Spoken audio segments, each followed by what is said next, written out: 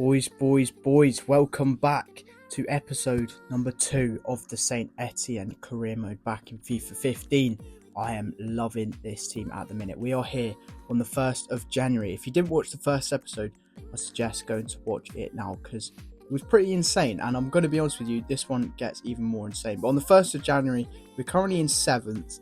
We got nearly 5 million to spend, so not a whole lot. And the position that I wanted to improve was the right back position. We've got 73 rated Clerk in there at the minute, who's slightly older, not the best. Wanted to bring a bit of youth, a bit of more pace as well. But we had a transfer offer come in here for Hamouma, who I asked for 7 million from both Stoke and Toulouse. He's not the best, to be honest. 77 rated is good, but I can get someone so much better.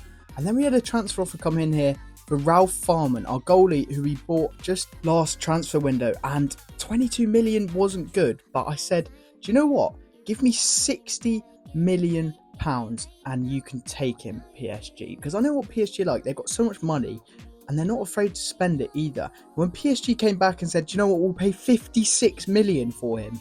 I was like, oh my God, there is no way they're going to pay 56 million pounds for him. Also, Stoke matched our deal for 7 million for Hamouma, which was really good as well.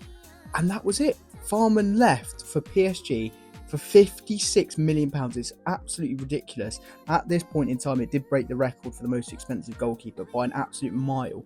We then had 57 million, near enough 58 million, to bring in a new keeper and, well, just a load more players really. And our first signing was Bernd Leno. 14 million pounds to get a replacement was absolutely brilliant. 23 years old. We also agreed a deal with Rafinha.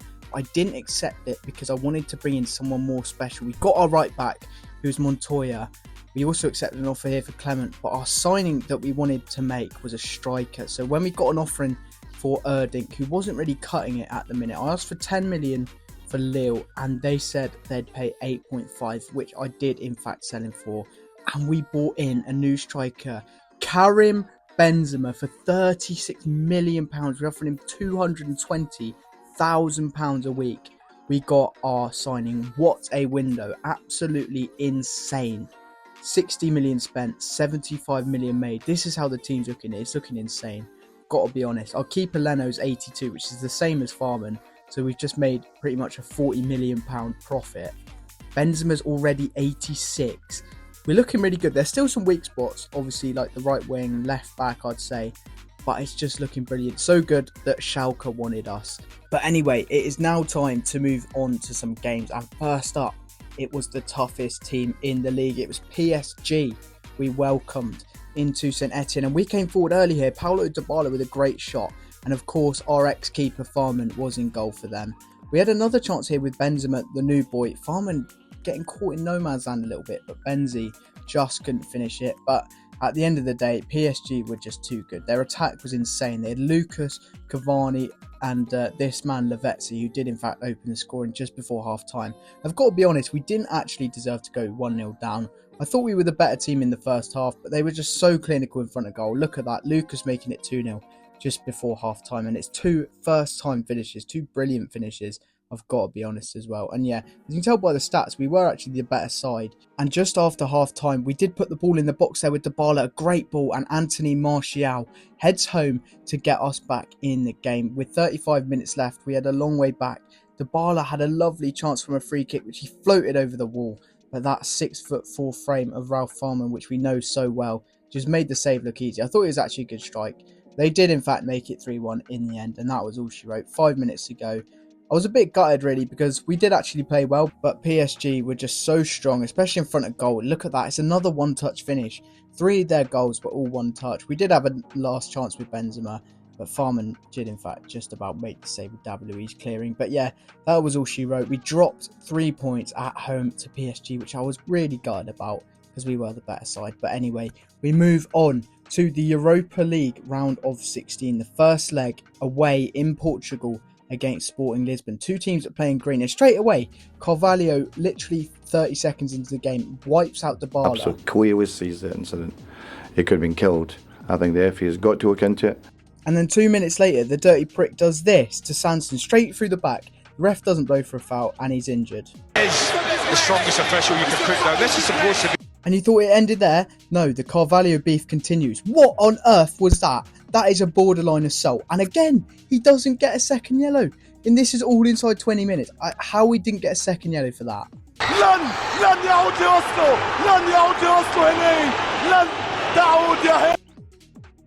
Unbelievable refereeing. All that for Sporting just to come forward, get the 45th minute aids. Who remembers this?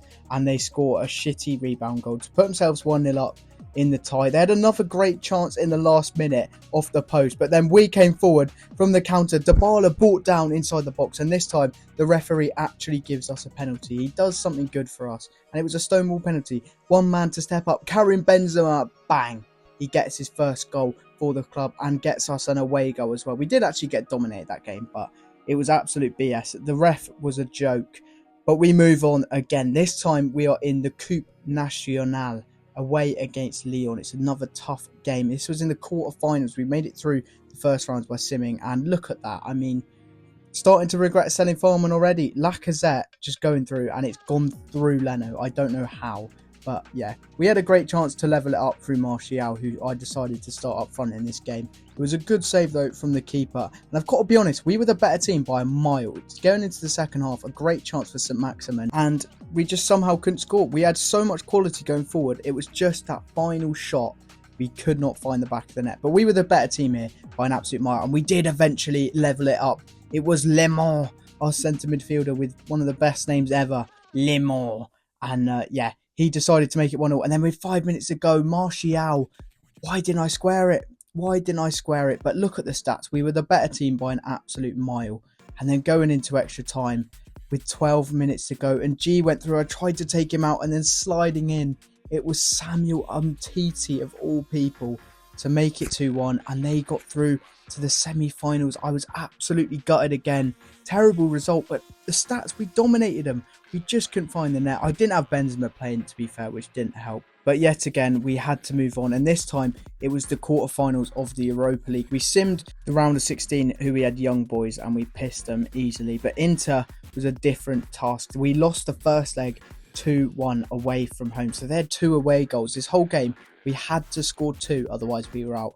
And despite chances like that one there, Dybala, who had to score, and when we did finally score through Karim Benzema, he was offside, which was incredibly annoying. But the Inter defence was just so good. It's something they pride themselves on like 10-15 years ago, just after they came back from Mourinho. Their defence was just insane. I couldn't break them down at all. They probably were the better team as well, and they went through, and deservedly so. You know, I think they were the better side. But it's time now to focus on the league. We've got 8 games remaining with 10 points outside the top 3, which is where we need to be. And it was another massive game. This time it was Lyon in the league. We've had trouble with them in the past. Lacazette up front is just so overpowered. He's just always amazing. Gradle had a great chance just in the early stages of the game, but he hit the outside of the post and it went back into the box, and we could not convert. Lyon was second in the league at this point as well, just second to PSG. So it was a really tough game. A great chance there for Nguermo, but they're just too good again. Lacazette is just so overpowered, and they got this bullshit. I don't know why he would even pass it there, but they scored. And then they scored again in injury time. Who else would it be but Lacazette? And we were deservedly beaten. We had an absolute stinker. We were terrible in this game. And yeah, Lyon just battered us. So it was again another away day which we had to win. And this time it was down in the south against Monaco.